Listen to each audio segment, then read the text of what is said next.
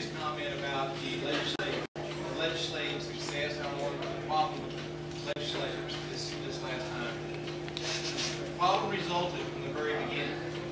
The problem resulted from a gang of 11, and I can name all the names of those Republican people that sided with the Democrats to put us in a position to have Joe Strauss as the Speaker of the House. And what you're saying is true. Her question actually was about legislation that didn't get passed. Right. So that's why I was addressing. But that's why I'm getting. That's what I'm getting to. Right. So we have people in that those 11 had committee chair positions, major chair positions, and those people, with the help of the Democrats, control all of the committees, without exception.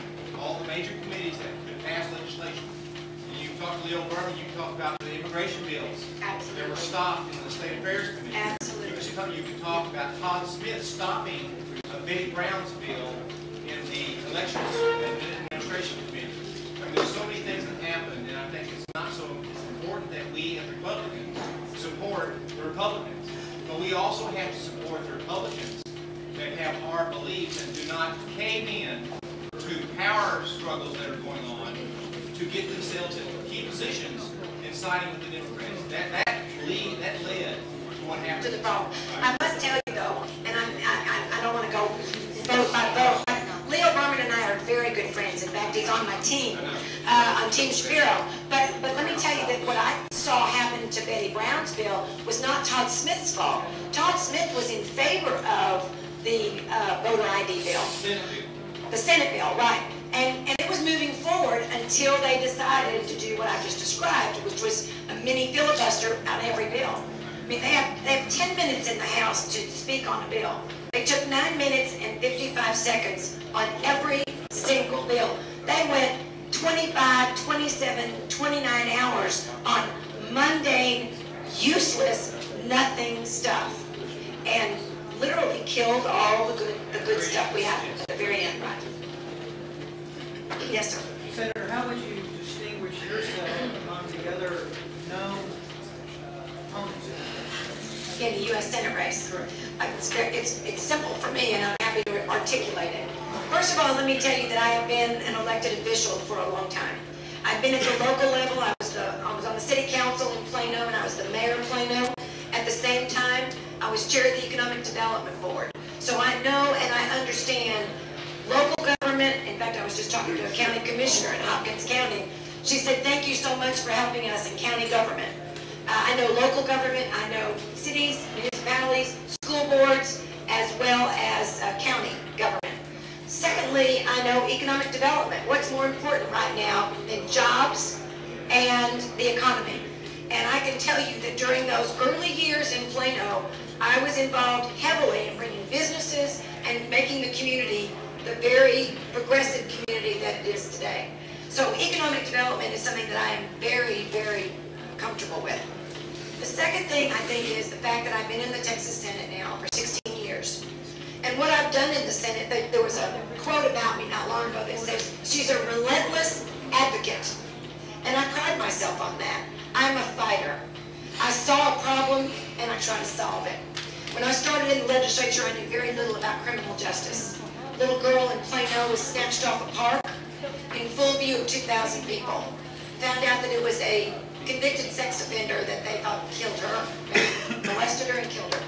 We came back the next session of the legislature and we completely revamped all of our sex offender laws in Texas. Everything became a national model for the country. One of the things I pride myself on is the issues that I have, as I do so much. And the last one was just this session when we passed a bill. We call it the MySpace bill. But we're keeping sexual predators off of the internet. It will now be a crime if they find them on the internet, even just perusing the internet. We found 95,000 sexual offenders had been on the internet, and they found it in Connecticut. 95,000.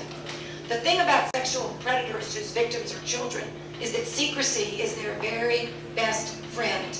And the more secretive they can be about what they do, the better. So we need to shine a big bright light on that secrecy. And that's what we did in Texas. And that's why we were a model for the country. And that's why we did it again this session. And we're worked with Microsoft and worked with MySpace and worked with Facebook and said, we want to keep these people off the internet. And they said, we do too. We'll work together. And we did. And we have, I think, one of the best bills in the country. The other piece, I guess, and the piece that I guess is so important is my education stuff, my issues. Children, 3 children, all graduated from public schools, 8 grandchildren, only 2 of them old enough to be in public schools at this time. The rest are still coming along. I believe in education, and I believe education is probably the most important thing that we need for the future of this country and this state. And we've got to educate all children. They are why we have an education system, and we cannot stop. We have to make sure that they graduate. We have to make sure that they are what we call post-secondary ready. Means they're prepared for a job when they graduate from high school.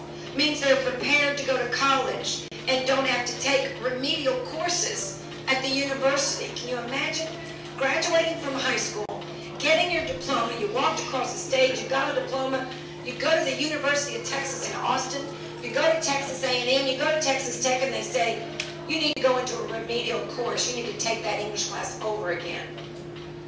What in the world is that? That's unacceptable. It should never happen anymore.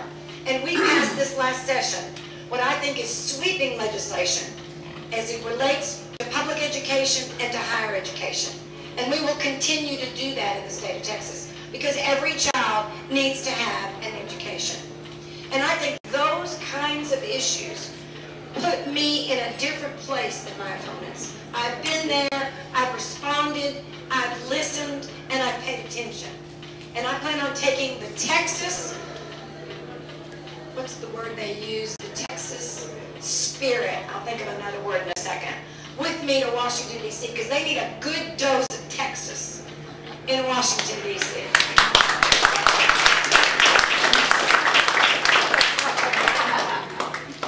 Yes, sir, you have your hand there. I know you've been heavily involved in education, I guess, throughout your career.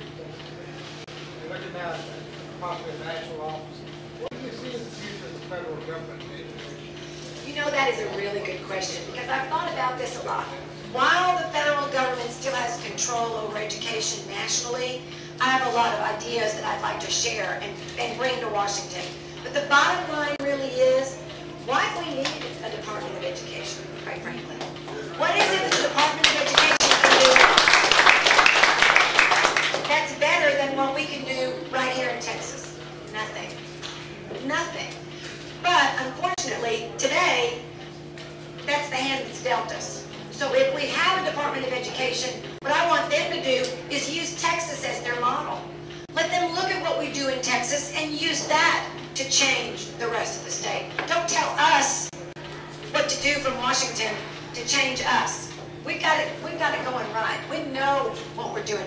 We put college readiness standards into graduation in this last legislative session.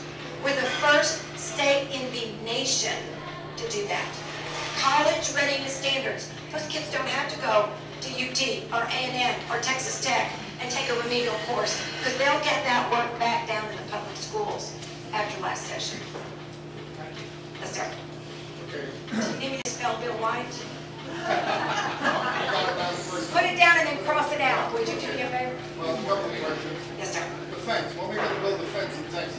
As soon as possible. It affects a lot of things. It puts us into the education business. Yes. Educating other countries' children. Correct. That's all well and good if we're just talking about a few. But we're talking millions now. We have to build new schools. We have to get, buy new books, new buildings, books, everything. Hospitals. Hospitals, that's another one. If you look at California, they're closing down emergency rooms because nobody pays. So, and we can see that in the horizon. It's going to happen here